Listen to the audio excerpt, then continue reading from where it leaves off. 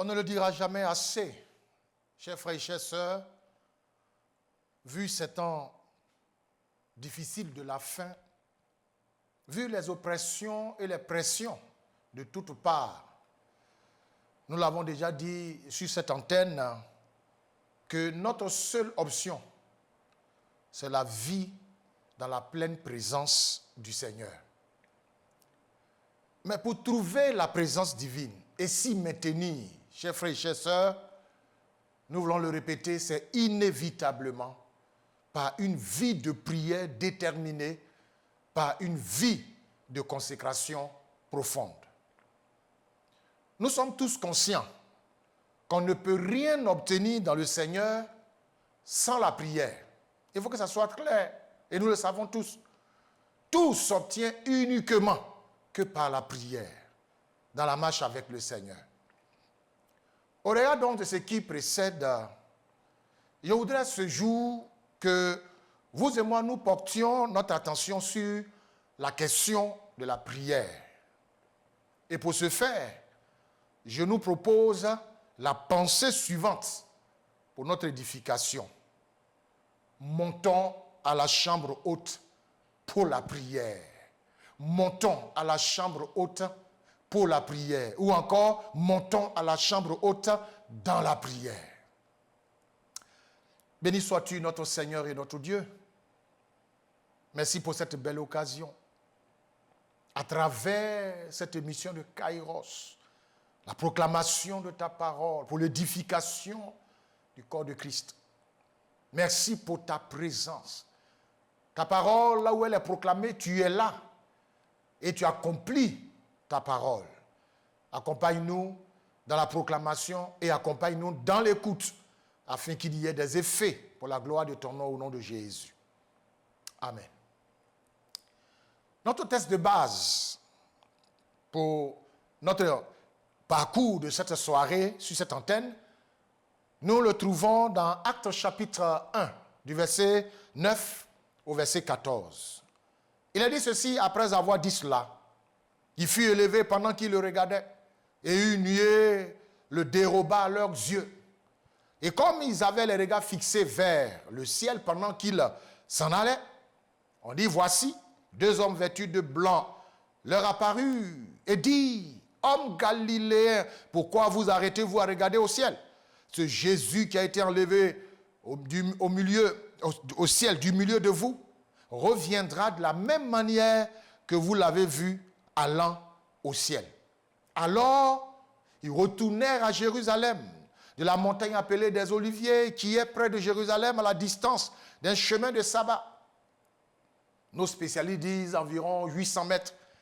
Quand il fut arrivé, il montait dans la chambre haute où il se tenait d'ordinaire.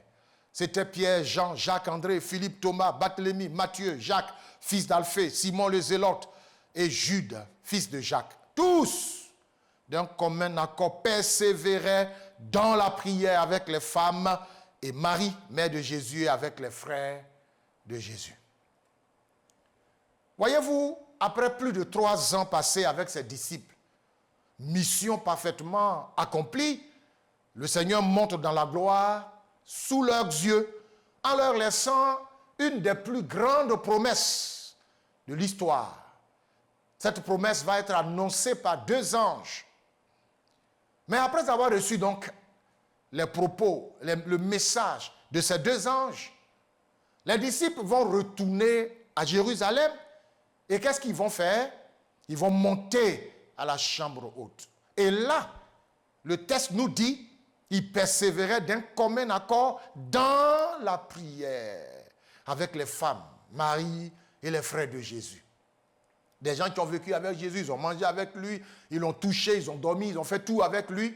On pourrait se dire, mais avait-il besoin de prier? Mais voici des gens qui vont retourner pour aller prier. Alors, parlons un peu de la chambre haute.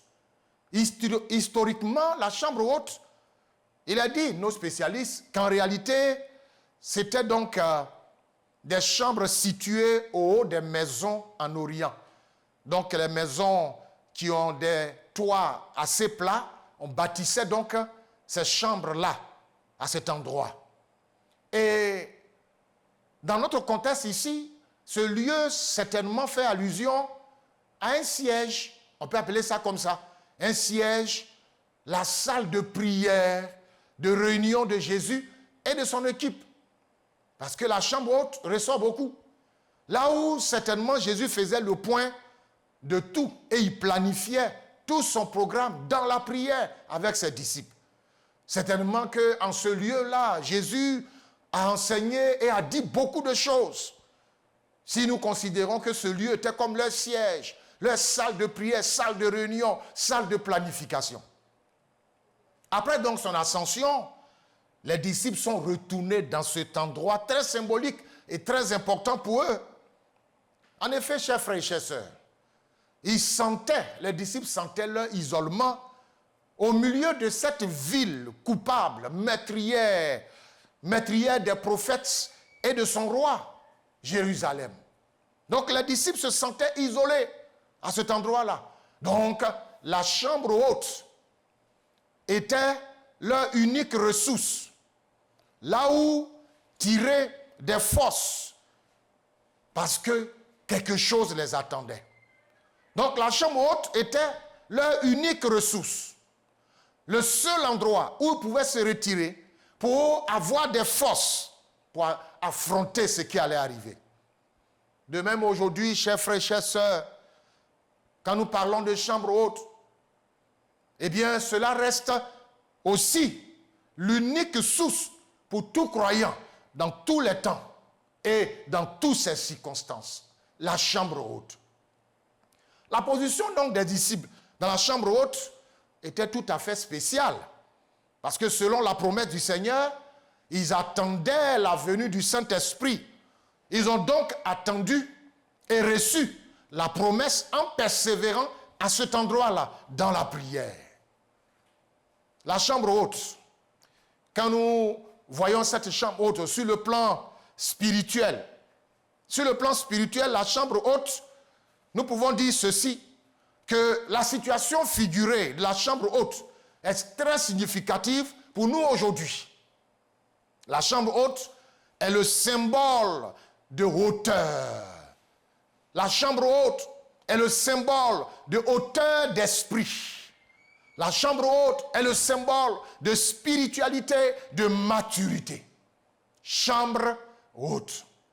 Et dans la Bible, quand on parle de hauteur, comme les sommets des montagnes, alors on peut exprimer ici deux pensées importantes. Là où on parle de hauteur, là où on parle de sommet de montagne, deux pensées importantes. D'abord, nous pouvons souligner l'autorité spirituelle.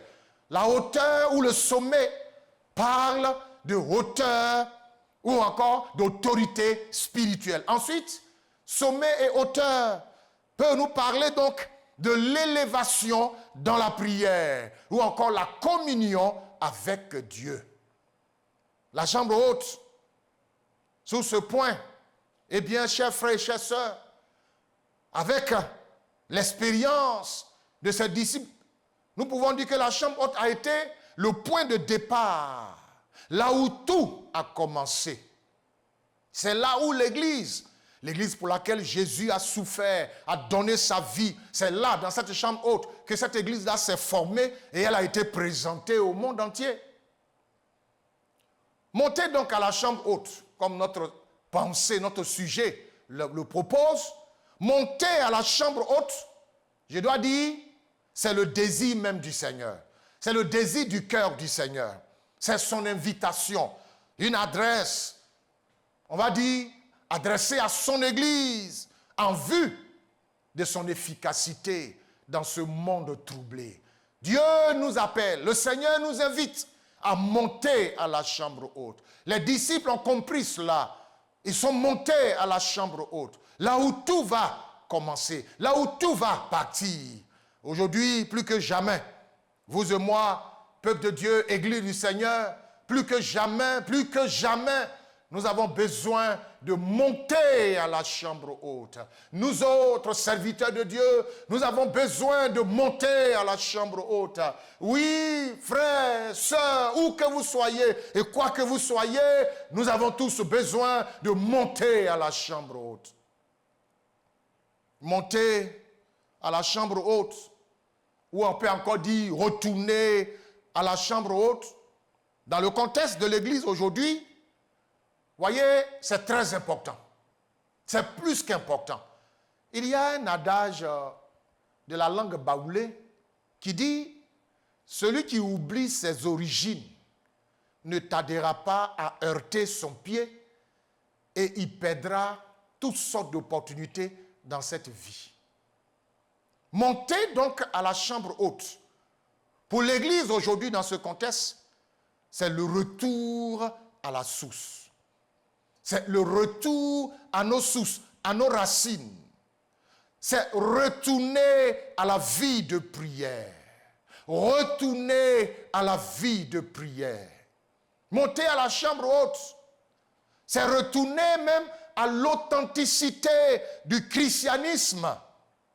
Et cela, vous êtes d'accord avec moi, vu le désordre, eh bien, la contrefaçon, la séduction, le modernisme du christianisme et de la vie chrétienne. Aujourd'hui, tout est modernisé. Le christianisme est modernisé, l'Église est modernisée, la vie chrétienne est modernisée, le péché même est modernisé, au point où, voilà, tout est accepté. Mais monter à la chambre haute, c'est retourner à l'authenticité du christianisme vrai. Oui, monter à la chambre haute, c'est le retour à notre identité pentecôtiste. Monter à la chambre haute dans la prière, c'est cela. Car l'Église de Jésus-Christ est née dans la Pentecôte et par la Pentecôte, dans la prière. L'Église de Jésus a vécu dans la Pentecôte et par la Pentecôte, dans la prière. Et certainement que l'Église de Jésus-Christ sera enlevée dans la puissance de la Pentecôte et par la puissance de la Pentecôte. Chers frères et chères sœurs, retournons, montons. C'est bien la notion de la prière, la notion de la consécration, la notion du retour à Dieu. Retournons à Dieu dans la prière. C'est ce qui nous reste aujourd'hui. C'est ce qui manque à l'Église aujourd'hui. Nous pouvons faire assez de programmes. Les gens aiment bien les programmes. C'est bon. Mais de façon personnelle, de moins en moins, les chrétiens, le peuple de Dieu s'est déconnecté. Les gens préfèrent qu'on prie pour eux, mais eux-mêmes n'ont aucune communion, aucun contact avec Dieu. Chers frères, chers sœurs, montons à la chambre haute. Que chacun monte à la chambre haute. Voyez-vous, des choses extraordinaires arrivent quand on monte à la chambre haute. Des choses extraordinaires arrivent quand on monte à la chambre haute. La chambre haute est un lieu qui est beaucoup mentionné dans la Bible. La chambre haute, on en parle beaucoup dans la Bible. Et à chaque mention de la chambre haute, il est toujours rattaché un événement assez particulier et spécial. Chaque fois qu'on parle de chambre haute, chaque fois qu'on évoque la chambre haute dans la parole de Dieu, il y a toujours un événement rattaché. Et un événement important.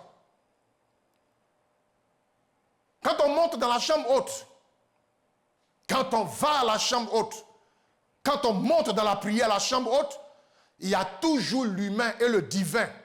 Il y a toujours le naturel et le surnaturel. Il y a toujours le spirituel et le charnel.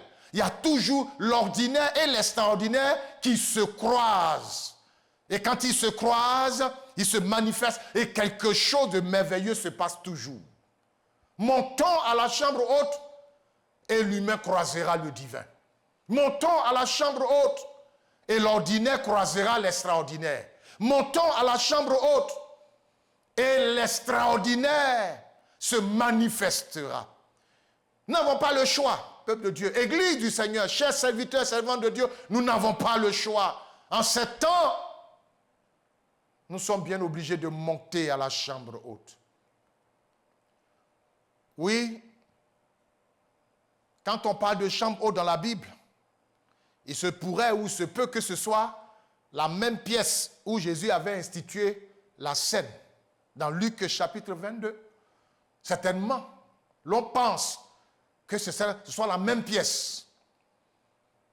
On pense également que c'est la pièce où Jésus, dans la même pièce où Jésus est apparu 2 fois à ses disciples après sa résurrection. Alors, si c'est la même pièce, le même lieu, est-ce que nous voyons ce que cela veut dire? Cette chambre haute est un lieu particulier finalement, un lieu spécial, où il n'y a que des choses extraordinaires qui se produisent. Là où Jésus institue le symbolisme important, son corps et son sang. Là où après sa résurrection, il apparaît pour confirmer qu'il est Seigneur, il a vaincu la mort. C'est là, dans ce lieu retiré, cette chambre haute, en dehors du monde et de son agitation, dégagée de toute influence extérieure, que les disciples, après avoir entendu les propos des anges, c'est le seul endroit où ils pouvaient librement faire monter à Dieu leur prière. Oui, la chambre haute, peuple de Dieu, restera le seul endroit où on peut se retirer, le seul endroit où on peut se retrouver et mieux faire monter sa voix vers le Seigneur en ces temps difficiles. Montons à la chambre haute dans la prière. C'est dans la chambre haute, pour parler d'événements extraordinaires, c'est dans la chambre haute, dans une chambre haute qu'Élisée va supplier l'Éternel pour la résurrection de la fille, sinon du fils de la Sunamite, dans 2 Rois chapitre 4. Dans une chambre haute, une résurrection. C'est dans une chambre haute également que Pierre, lui aussi, seul, va prier pour la résurrection de Tabitha, Dorcas, Actes chapitre 9. Dans une chambre haute. Le Seigneur lui-même cherchera cet isolement-là, cet endroit, la chambre haute, pour ressusciter la fille de Jaïrus, Luc chapitre 8, 54. Voyez-vous, autour de ces 3 résurrections, il y a un détail important. Les acteurs de ces miracles sont restés seuls dans la chambre haute. Ce qui nous donne l'idée de quoi? Isolement, intimité, contact, corps à corps avec le Seigneur dans la prière. Dans la chambre haute. Chers frères et chères sœurs, que pourrons-nous dire encore? La chambre haute reste le seul endroit où nous pouvons voir Dieu se manifester. Voyez-vous, c'est de la chambre haute, toujours, que Éticus est tombé mort lors de la longue prédication de Paul. Paul a prêché jusqu'au petit matin, mais on dit à minuit, le jeune homme est tombé.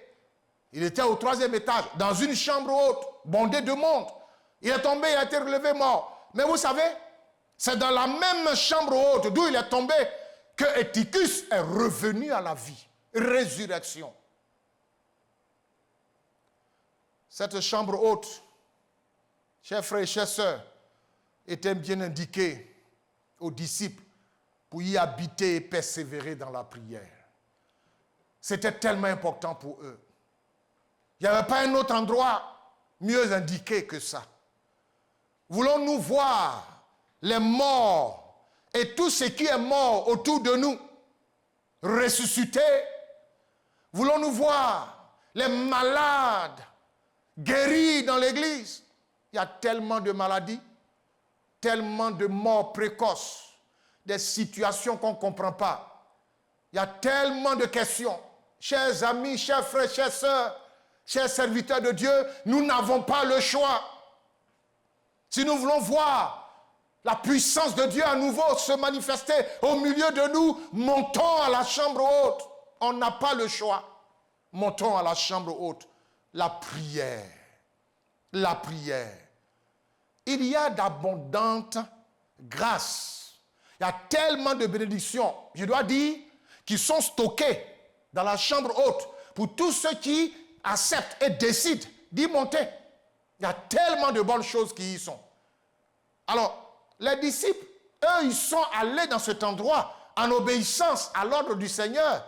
Car dans Actes chapitre 1, le verset 4, il leur avait dit de ne pas bouger, de ne pas s'éloigner de Jérusalem, je paraphrase, mais d'attendre ce que le Père a promis. Et c'est ce qu'ils ont fait. Ils sont allés donc, après qu'ils soient élevés dans la gloire, ils sont allés dans cet endroit pour attendre, mais ils ne sont pas allés attendre les bras croisés, ils sont montés en prière et dans la prière. Il est dit dans Actes chapitre 2, le verset 1, le jour de la Pentecôte, ils étaient tous dans ce même lieu, en prière. Et c'est là qu'il y a eu un tout à coup. Montons à la chambre haute et nous verrons des tout à coup. Peuple de Dieu, Église du Seigneur, homme de Dieu, montons et nous verrons des tout à coup. Voyez-vous, quand nous lisons ce texte du verset 1, Actes chapitre 2, jusqu'au verset 12, 13, il s'est passé tellement de choses ce jour-là, dans la chambre haute et autour, le monde qui était. Quand vous lisez en détail, je note ceci, que la chambre haute, c'est le lieu de prière, de recherche de la face du Seigneur.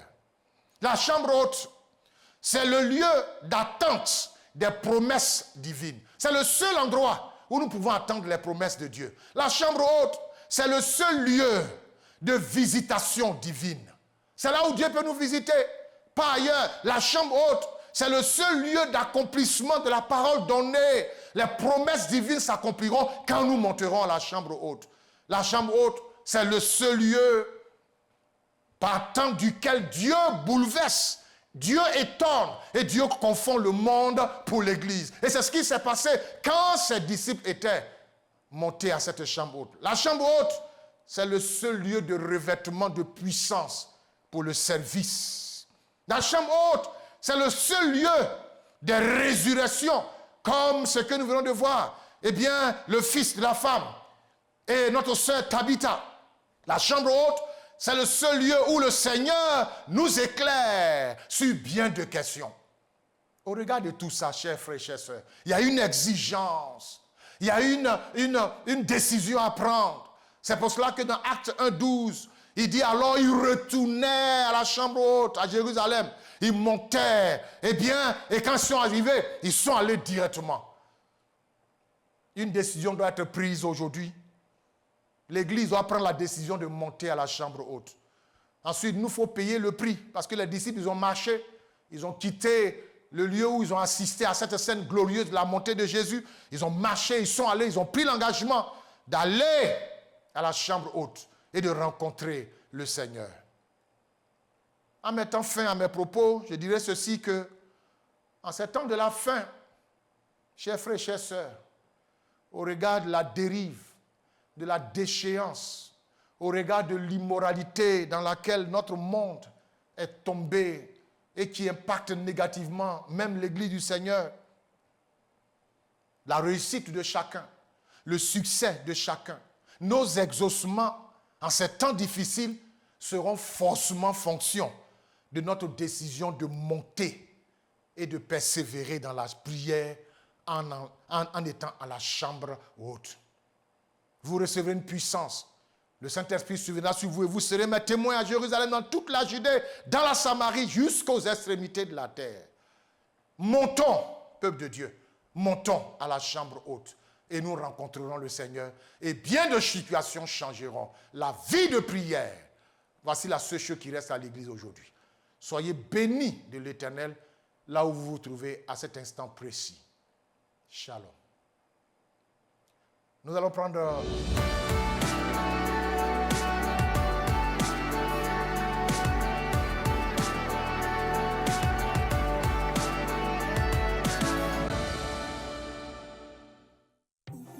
Plongez au cœur des vérités bibliques et saisissez le temps Kairos, choisi par Dieu pour bénéficier de ses grâces. Jésus a parlé, dit, va, ton fils vit, et aussitôt cet homme, à l'heure même indiquée, a retrouvé son fils en vie. Il nous faut la foi pour préparer notre hache en Christ à travers l'Église pour que nous puissions être enlevés demain quand le Seigneur Jésus-Christ viendra.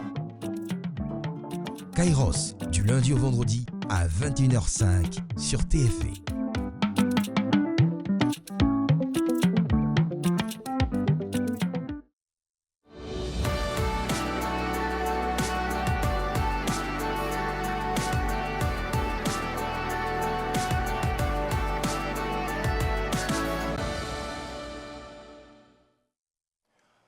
Bien, nous sommes de retour sur ce plateau, chers frères et chères sœurs.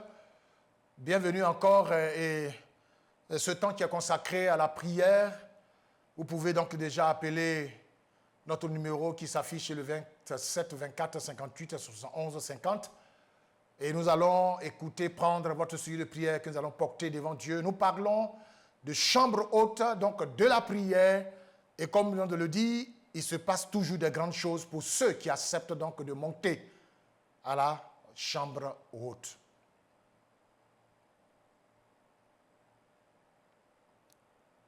Chers frères et chères sœurs, le temps dans lequel nous sommes, nous n'avons pas le choix. Je ne fais que rappeler, l'Église n'a pas le choix. Le chrétien n'a pas le choix.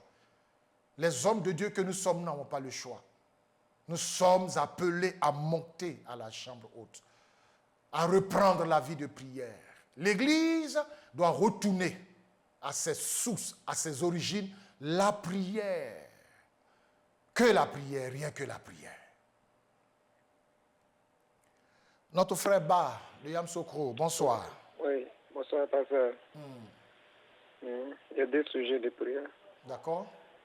Oui. Nous sommes dans la chambre haute, nous vous écoutons. Oui.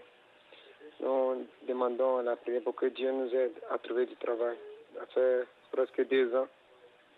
Pour avoir un travail stable, c'est difficile pour moi. Ok. Que le Seigneur ouvre la porte d'un travail stable. Le D'accord. deuxième, que le commerce de ma femme puisse bouger. Parce que c'est ça qui nous fait vivre à la maison. Que Dieu même bénisse ce commerce. Oui, notre frère Ba, c'est ce que nous disons. Tout s'obtient dans la prière. Alors, inclinons-nous et prions. Notre Seigneur et notre Dieu, à tes pieds, tout est possible. Quand on monte dans ta présence, on redescend toujours avec des grâces. Merci pour notre frère, ton serviteur et son épouse. Seigneur, la vie existentielle, économique, Seigneur, la vie est difficile pour eux parce que, Seigneur, n'ayant pas les moyens, la question du travail, la question du commerce, nous déposons ces besoins devant toi. Au moment où nous tenons dans cette chambre haute, nous prions que tes regards favorables leur soient accordés. Que des portes s'ouvrent, Seigneur. Que des portes s'ouvrent. Je me tiens devant toi et j'intercède pour ce couple, Seigneur. Bénis-les et que des portes s'ouvrent maintenant. Et qu'ils voient ta gloire au nom et pour la gloire de Jésus. Amen. Monsieur Kambou, bonsoir. Oui, allô? Bonsoir, pasteur. Oui, je voulais que vous priez pour nous, pour notre foyer. Nous sommes depuis longtemps, nous n'avons pas d'enfants. Nous voulons que vous priez pour nous. Eh bien, dans la chambre haute en prière, ce qui est mort ressuscite. Alors nous prions le Seigneur maintenant. Père, je commande en vertu des pouvoirs et sur la base de ta parole, que ce qui est mort dans les entrailles de ce couple, Seigneur, reprenne vie maintenant. Je prie que mon frère soit visité par la puissance du Saint-Esprit, que ma sœur soit visitée par l'autorité de ta parole et que, Seigneur, ce qui est mort reprenne vie. Ce qui est mort reprend vie. Je déclare et je confesse que dans leurs entrailles, ce qui est mort parce que nous nous tenons dans ta parole, dans la chambre haute, reprend vie au nom suprême de Jésus. Amen.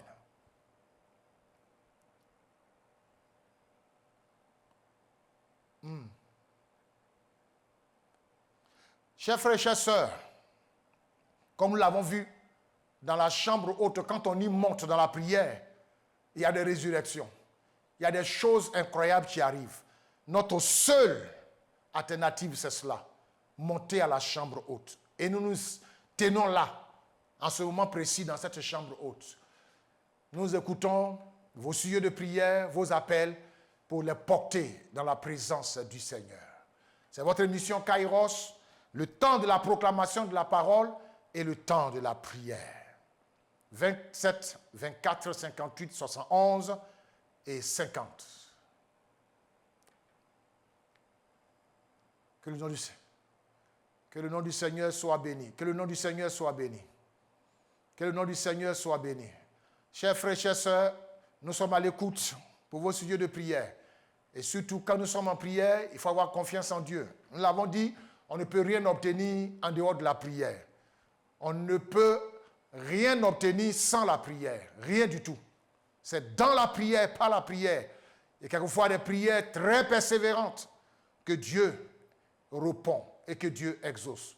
L'histoire de l'Église a été bâtie par des hommes et des femmes de prière.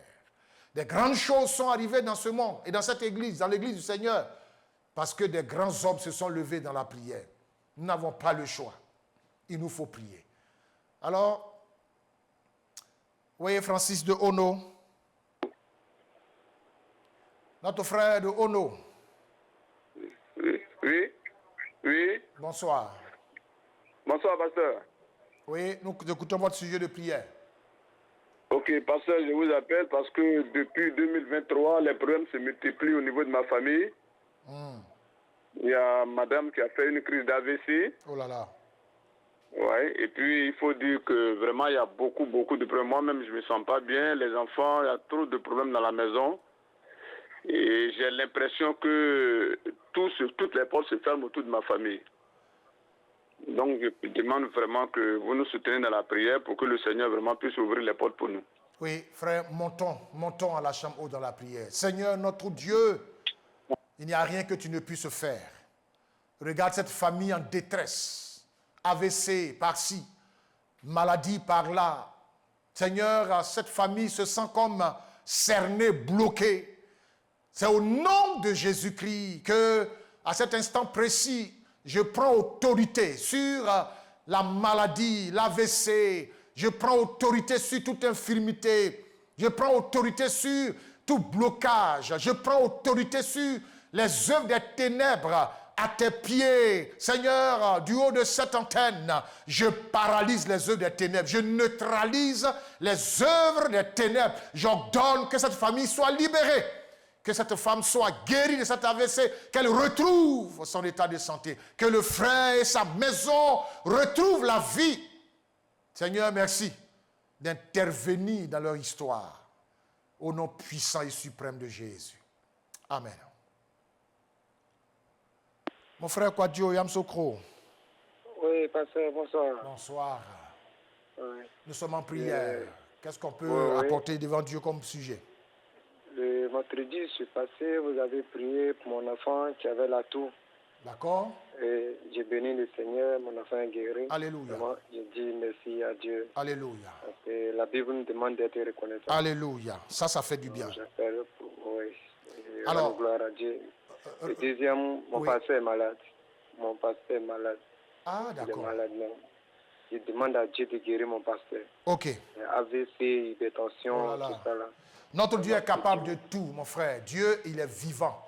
On obtient tout à ses pieds. Alors prions. Seigneur notre Dieu, ton serviteur qui est couché en ce moment, là-bas à Yamsokro, tu sais, Seigneur, tout de lui, son nom, et tu sais comment il souffre, cet AVC.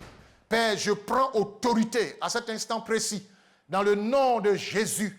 Seigneur, je lis cette maladie.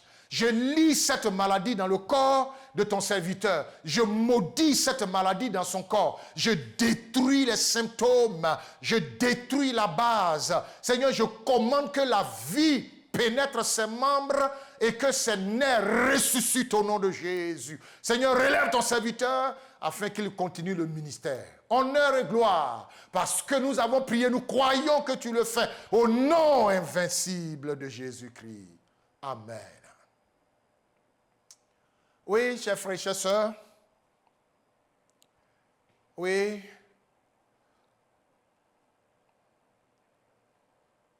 Notre sœur de Yopougon, nous vous écoutons. Allô? Oui, ma sœur. Je m'appelle Sita. D'accord, Sika? Je suis malade. Ok. Je suis paralysé de pied gauche. D'accord. Et puis, j'ai AVC tension. Oh. Que le Seigneur te visite. Alors, on va prier le Seigneur. Mets ta main sur ta poitrine, là où tu es couché. Seigneur, je me tiens devant toi. Toi, le Dieu capable. Seigneur, ces problèmes d'AVC répandus ça et là, je me tiens du haut de cette antenne en ton nom et je maudis encore une fois cette maladie.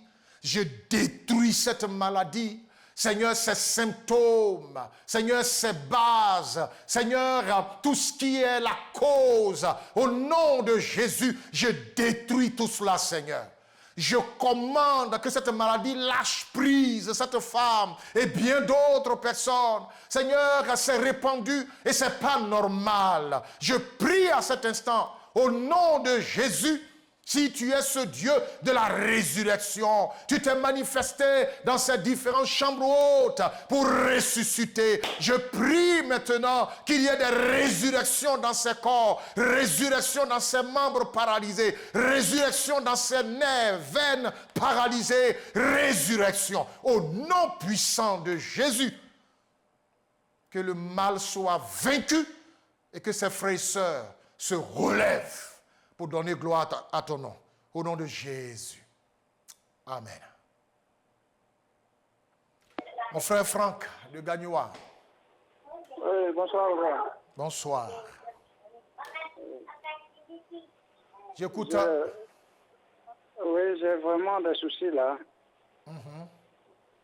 En tout cas, il faut dire, depuis un certain moment, ça fait des années, ma vie est vraiment mélangée. D'accord. Je ne retrouve pas du tout. Ma vie de prière a baissé. Il faut dire que je vis en concubinage. Donc, vraiment, il y a besoin de la prière. J'ai besoin des moyens pour, franchement, remettre les choses en ordre devant le Seigneur. Oui, ça m'empêche de servir le Seigneur. D'accord. Prends la décision, prends une décision ferme et le Seigneur va t'aider. Et puis, la vie de prière, c'est d'abord une décision, un engagement. Et quand tu es décidé, le Seigneur t'envoie la force nécessaire. Alors on va prier le Seigneur, qui mette en vous le vouloir, la volonté ferme. Seigneur, le vouloir et le faire, c'est toi qui nous les donnes. Je prie pour mon frère, Seigneur, à Gagnoa. Au nom de Jésus, tu vois, Seigneur, il a perdu ce contact, cette notion de prière. Seigneur, il a perdu cette envie, cette motivation. Oh Dieu, je prie que au fond de son cœur, il y ait cette soif ardente, il y ait de désir brûlant. Au nom de Jésus, donne-lui, Seigneur, de l'énergie spirituelle, la force qui se relève dans la prière. Parce qu'il a besoin que des portes s'ouvrent, que sa vie, Seigneur, redevienne normale, que les choses changent. Mais il a besoin de retourner devant toi. Seigneur, fortifie-le. Je plaide, fortifie-le. Revêt-toi, lui relève-le, prends-le par la main, Seigneur, comme ce paralytique que Pierre et Jean ont fait lever, permets qu'il saute et qu'il soit debout dans la prière pour que les choses changent autour de lui. Seigneur, visite-le et exauce-le au nom de Jésus. Amen. Nous allons prendre un dernier appel. Un dernier appel. Le 27, 24, 58, 71, 50. Nous vous écoutons, chers frères et sœurs. Nous sommes dans la chambre haute. Nous sommes montés ce soir pour prier. Et n'oubliez pas, des choses se passent toujours quand on monte à la chambre haute. Et ce soir, quelque chose va se passer pour toi si tu montes avec moi dans cette chambre haute dans la foi, comme ses disciples. Ils sont allés attendre dans la prière. Et le Seigneur les a visités. Dieu a tenu sa promesse, la parole donnée. Ce que le Père a promis, ils l'ont eu. Mais parce qu'ils se sont tenus dans la prière. Oui, l'Église doit se lever et monter à la chambre haute. Chaque chrétien aujourd'hui doit se lever et monter à la chambre haute. Chaque serviteur de Dieu, chaque servante de Dieu. Oui, j'ai dit, nous n'avons pas le choix. Nous devons nous lever et monter à la chambre haute. C'est là-bas que nous allons croiser le Seigneur. Et c'est là-bas que nous allons obtenir bien de choses. C'est là-bas que nous serons éclairés. Parce que c'est là-bas qu'on croise le divin. Le surnaturel se manifeste là-bas. Mon frère de Tia Salé. Allô? Oui. Oui, allô? Oui, mon frère, comment il va? Oui, ça va. J'écoute votre sujet. Oui. Nous voudrions vraiment... On a besoin de la prière aussi, des réveils. Voilà, pour que vraiment Dieu fasse que vraiment le réveil soit dans nos foyers. Ok. Ma femme aussi, il y a un deuxième sujet, ma femme aussi, elle a problème des dents. Depuis le dent, vraiment, ça fatigue un peu. Ok. Le réveil, vous Oui. savez, il faut le désirer. Il faut aspirer à ce réveil. Et quand on aspire, le Seigneur nous exauce. Alors, on va prier que le Seigneur vous donne cette aspiration, ce désir brûlant, et qu'il visite aussi madame. Seigneur notre Dieu, c'est le besoin le plus urgent. Ton peuple a besoin de se réveiller. Seigneur, l'Église a besoin de se réveiller. Nos foyers ont besoin d'être réveillés. Nos familles, car les temps sont mauvais. Et Seigneur, tu vois ce frère et sa maison qui soupire après le réveil, qui désire le réveil, qui appelle le réveil. Merci de les visiter. Merci de les toucher. Merci, Seigneur, de mettre en eux cette détermination, ce désir brûlant de chercher le réveil dans la prière. Tu vois sa femme qui a ce problème dentaire. Seigneur, tu es Dieu. Il n'y a rien que tu ne puisses faire. Nous prions donc que, Seigneur, ce qui se passe, au nom de Jésus, qu'elle reçoive la guérison, qu'elle reçoive la délivrance, qu'elle soit libérée de cette situation dentaire, afin que la paix revienne, Seigneur, dans sa vie, dans son corps et dans la maison. Béni sois-tu, Seigneur, donc, pour tous ces sujets que nous avons fait monter vers ton trône, Seigneur, du haut de cette antenne, quand nous parlons de chambre haute, et nous croyons que quand on monte à la chambre haute, dans ta présence, dans la prière, on est exaucé. Nous croyons donc que nous sommes exaucés et nous te rendons gloire, louange, honneur et adoration au nom suprême et invincible du Christ Jésus. Amen. Chers frères, chères sœurs, merci de nous avoir suivis depuis chez vous. Et nous retenons que au stade où nous sommes parvenus, l'Église du Seigneur n'a pas le choix. On n'a pas le choix, chers frères et chères sœurs. Je le répète, on ne peut rien obtenir en dehors de la prière. C'est dans la prière que l'Église connaîtra le réveil. C'est dans la prière que l'Église vivra une vie de sanctification.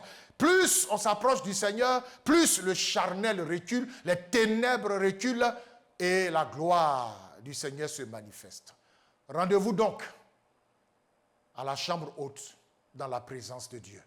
Puisse le Seigneur vous motiver, nous motiver pour qu'ensemble nous puissions retourner à nos racines, à nos sources, la chambre haute. Soyez salués chez vous et que la grâce de Dieu soit votre partage. Shalom.